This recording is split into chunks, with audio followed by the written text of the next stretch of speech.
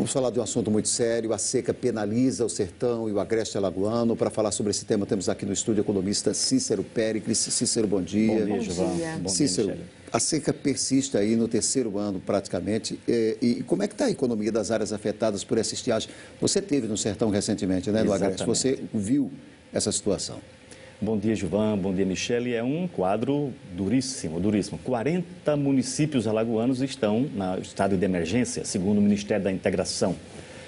Nesta região, que é o sertão e agreste, basicamente, os estragos da seca são muito grandes, muito grandes. A pecuária perdeu em torno de 15% do seu plantel e 30% menos da produção de leite. Isso afeta profundamente aquela região. E na agricultura, a perda de safras entre 30% e 50% do milho, do feijão e da mandioca. O prolongamento, isso que você falou, do terceiro ano, né, 2013 é o terceiro ano, faz com que vá se quebrando a resistência do setor produtivo, principalmente agrícola no sertão, e da agricultura chamada familiar. E esses fenômenos vão se encadeando, ou seja, a quebra da safra, a perda da produção, faz com que os produtos básicos elevem de preços. Isso é muito natural, né? Porque a oferta é menor. Essa elevação do preço diminui o poder de compra da massa assalariada.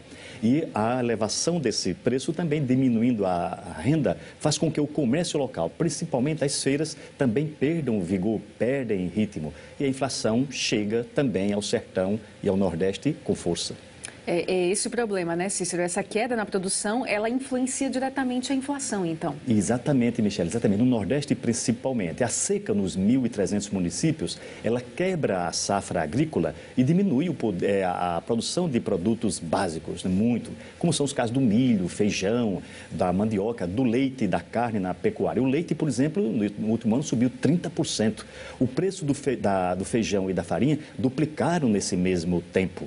É muito, ou seja, afeta profundamente a renda assalariada em toda a região. Agora, os consumidores também reclamam dos preços e os produtores reclamam também dos custos de materiais e matérias-primas e insumos para os negócios. Então, a reclamação é geral, não é só para quem está comprando, é para quem está vendendo. Também. Todos têm razão neste aspecto, né? Os produtores e os consumidores têm razão. Os produtores, por exemplo, estão sofrendo uma inflação muito particular. Por exemplo, a tonelada de palma forrageira, a tarefa de palma forrageira, ela duplicou de preço no último ano. Saltou de R$1.000 para mais de R$2.000. Uma tonelada de bagaço de cana, que serve também para a pecuária, ela mais que duplicou, saltou de R$50 para R$120. Um carro-pipa, todos conhecem o carro-pipa? Há um ano atrás ele cobrava 100, hoje já cobrando 200 para fazer o mesmo trajeto.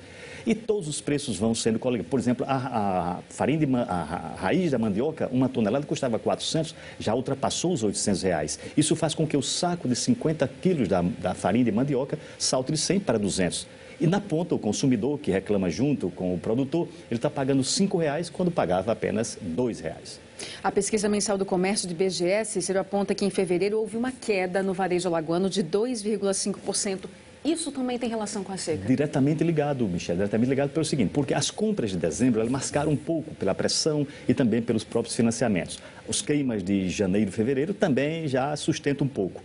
Mas quando ultrapassa esse período, essa realidade vai se impondo, porque afinal são 40 municípios, né, que pesam decisivamente na balança, né? Pesa e muito.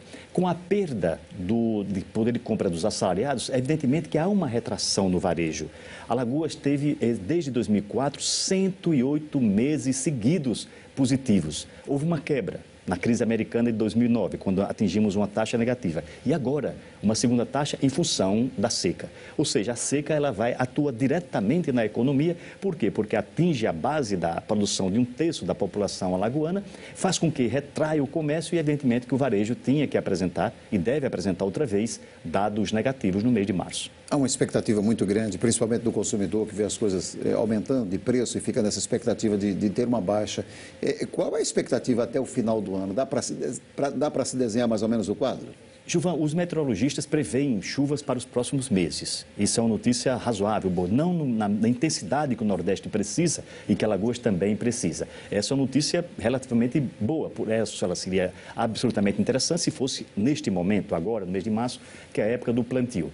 Até lá, todos nós temos que nos contentar com a garantia safra, bolsa estiagem, compra de milho da Conab, carros-pipas, pequenas obras que vão mitigando, que vão amenizando, mas que não resolvem. Ela só será resolvida com a chuva intensa, uma chuva perene que encha rios, açudes, barragens, as cisternas e faça com que a economia volte à sua plena normalidade, que só é possível também com a plena normalidade climática, porque esta economia, a economia sertaneja, de base agrícola, ela precisa desesperadamente de chuva.